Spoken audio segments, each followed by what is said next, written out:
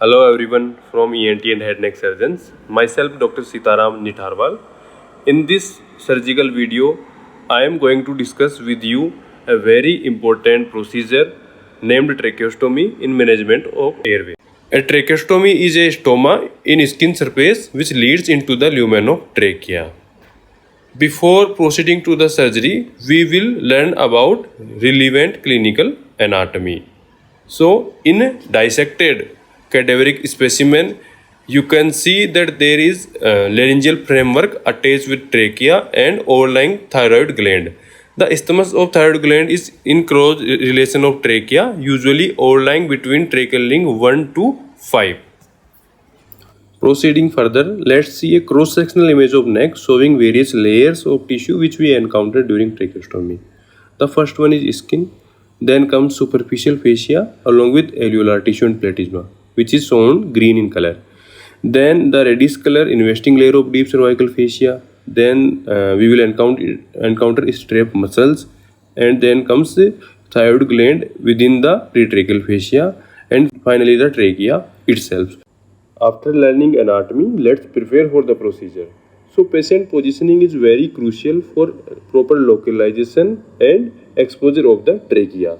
Patient should be lying supine with extended neck, which can be achieved by shoulder roll, and chin should be in midline. Once patient is positioned, before making incision, we should understand patient specific relevant anatomy. For that, surface marking is very helpful. You can pause the video and very well review the surface marking, having the marking of laryngeal framework, sternal notch and sternocleidomastoid muscles. Now about the incision. So in cases of emergency, we should take a vertical incision for better exposure. In elective procedure, we should take a horizontal incision which leads to better cosmetic outcomes. Now coming to the steps of surgery. So I am infiltrating local anesthesia pre-mixed lignocaine plus adrenaline solution in a horizontally marked incision, as this was an elective tracheostomy indicated in a patient of prolonged intubation. So we can infiltrate little bit amount of local anesthesia 4% within lumen of trachea in cases of awake patients. Skin incision is taken using 15 number blade. Our incision was placed midway between lower border of cricoid cartilage and suprasternal notch. The ideal length of horizontal incision should be around 3 cm, but for demonstration purpose I am taking a little bit larger incision in this case. Now you can see after incising skin, I am incising the layers of cervical fascia. During this, we should be cautious regarding injury to anterior jugular vein, which may cause troublesome bleeding. We should ideally be ligating it if it comes in our way. Continuing our dissections, so we are encountering various layers of cervical fascia. Superficial layer of cervical fascia along the fatty tissue, then the deep layers of cervical fascia starting from investing layer of cervical fascia, and further we will encounter strap muscles. Never hesitate to take adequate incision for a good exposure, because adequate incision, proper retraction of tissue and adequate hemostasis are key for any successful surgical procedure. Now we are trying to find the midline plane, because midline is relatively a vascular plane which would make our dissection very easy. You can see that we have achieved a good hemostasis during procedure. Our retraction was little bit poor due to unavailability of all instruments in ICU. Now in this image you can see the first layer of strap muscles. I am dissecting between the first layer of muscles, which is sternohyoid. So blunt dissection using artery forceps. Now we will retract the left side of sternohyoid muscle, and you can see in front of screen the second layer of strap muscle, which is sternothyroid muscles. We are dissecting the right side sternothyroid muscle. and retracting it back.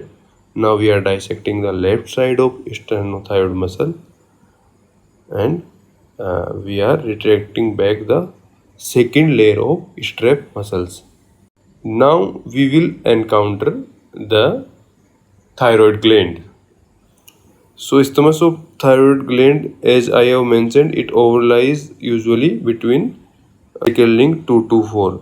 So now we can see the glimpse of isthmus of thyroid gland, which is over the tracheal ring 2nd and 3rd, which we make sure after palpation of tracheal rings. So this image is clearly showing the thyroid isthmus. Ideally, we should ligate, divide it and transfix it to expose the trachea.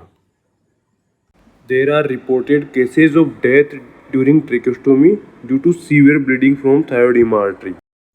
During the manipulation of thyroid gland, we may encounter significant bleeding either from a thyroid artery or anastomosis between inferior thyroid veins. So we should be careful while dissecting of the isthmus of thyroid or lobe of thyroid gland. Now we are trying to expose tracheal ring 2, 3 and 4.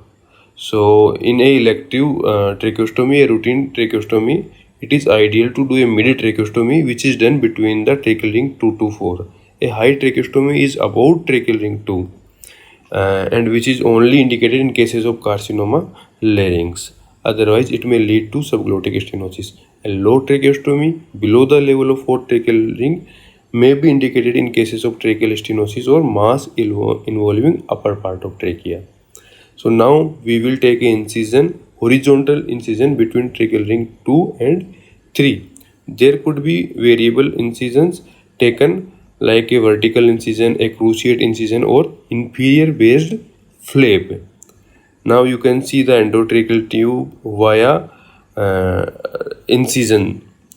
A anesthetist would take out the endotracheal tube. Simultaneously, we would be ready along with suction for putting our tracheostomy tube. So you can see that anesthetist is pulling out the endotracheal tube, and we would ask him to stop immediately superior to our incision.